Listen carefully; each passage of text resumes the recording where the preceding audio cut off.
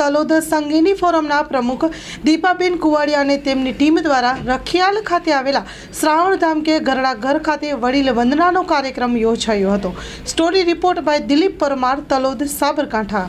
અને આ જગ્યા ઉપર ખૂબ જ મને સારું લાગ્યું અને મેં શરૂઆત કરી ત્યારે થોડું અઘરું લાગતું હતું કે વડીલો નહીં આવે તો હું શું કરીશ, અને કરી તો હું ભાડું કે કશું ભરી શકીશ।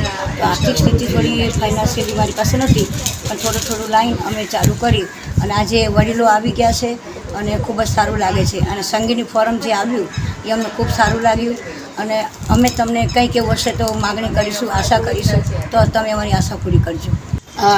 ભટ્ટ અને સંચાલક શીતલ અમને સારી રીતે રાખે, નાસ્તા બધું, અને આ લોકોના નવા ખોલેલા છે, આ પોતાના ઘરથી લાવીને આપો છે, અમને ખવડાવો છે। તો અમે તમને એટલા કૃપા કરું કે તમે એમને મદદ કરો અને આ તમારી નંબર તમે આ અંકલ અને આંટી બેઉ કપલમાં જોડે રહે છે સાથે, તો સાંભળીએ એમના મોઢેથી। અંકલ બોલો। અમે આયા। અંકલ તમારું નામ? મારું નામ ચિમનભાઈ મકવાણા અને ક્યાંથી આવેલા છો? અને અમદાવાદ હાટકેશ્વરથી આવેલા છે। અને અહીંયા તમને ગમે છે? હા, અહીંયા ગમે છે, અમારે ઘર જેવું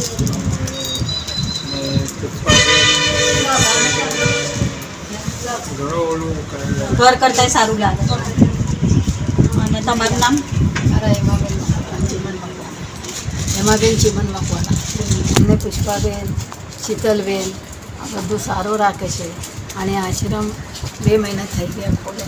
આશ્રમ માટે કંઈક કરો, આપ આશ્રમ આગળ આવવા માટે સપોર્ટ કરો। આજ અમારે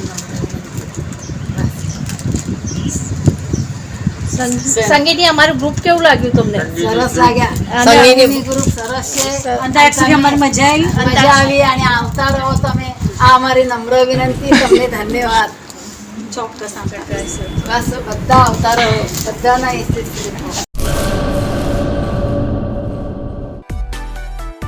માં motor driving, safe and sure driving.